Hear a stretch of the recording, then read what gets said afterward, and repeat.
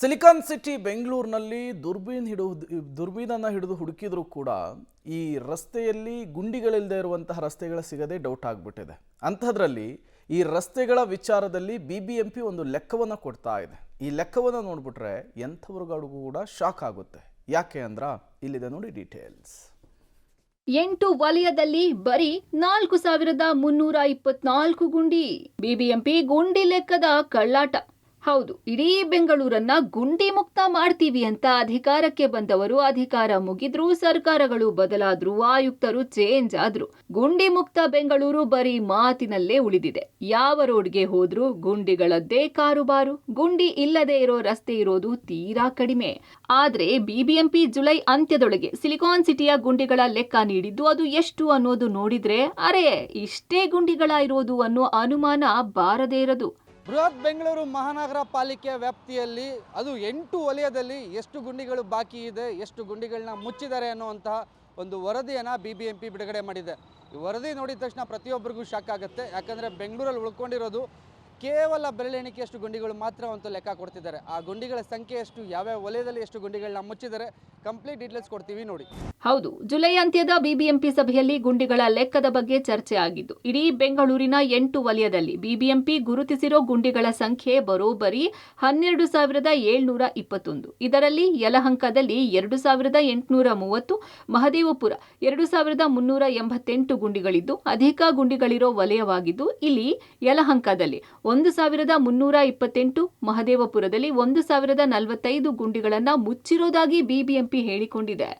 ಒಟ್ಟಾರೆ 8 ವಲಯದಿಂದ ಗುಂಡಿ ಗಮನ ಆಪ್ ಮೂಲಕ 12,721 ಗುಂಡಿಗಳಲ್ಲಿ ಜುಲೈ ಅಂತ್ಯದ ವೇಳೆಗೆ ದೂರು ಬಂದಿದ್ದು, ಇದರಲ್ಲಿ 6,230 ಗುಂಡಿಗಳನ್ನು ಮುಚ್ಚಿದ್ದು, ಇನ್ನು ಕೇವಲ 4,324 ಗುಂಡಿಗಳು ಮಾತ್ರ ಇವೆ. ಹಾಗಾದ್ರೆ ಯಾವ ವಲಯದಲ್ಲಿ ಎಷ್ಟು ಗುಂಡಿಗಳಿವೆ, ಎಷ್ಟು ಸರಿ ಮಾಡಲಾಗಿದೆ, ಎಷ್ಟು ಬಾಕಿ ಇದೆ ನೋಡಿ. ವಲಯವಾರು ಗುಂಡಿ ಮಾಹಿತಿ. ದಕ್ಷಿಣ ವಲಯ ಒಟ್ಟು ಗುಂಡಿ 498, ಮುಚ್ಚಿರುವ ಮಾಹಿತಿ 368, ಬಾಕಿ ಇರುವ ಗುಂಡಿ 27.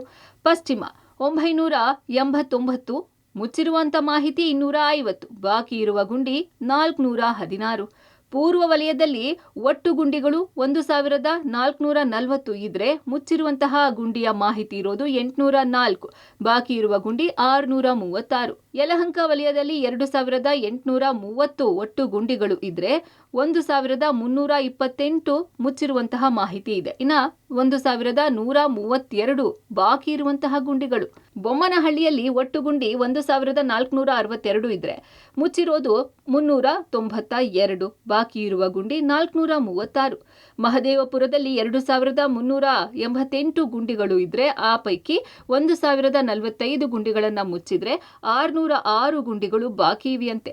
ರಾಜರಾಜೇಶ್ವರಿ ನಗರದಲ್ಲಿ 633 ಗುಂಡಿಗಳಿದ್ದು 484 ಮುಚ್ಚಿದ್ರೆ 149 ಬಾಕಿ ಇದೆ. ದಾಸರಹಳ್ಳಿಯಲ್ಲಿ ಒಟ್ಟು 634 ಗುಂಡಿಗಳಿದ್ದು 132 ಗುಂಡಿಗಳನ್ನ ಮುಚ್ಚಿದ್ರೆ 502 ಗುಂಡಿಗಳು ಬಾಕಿ ಇವೆ.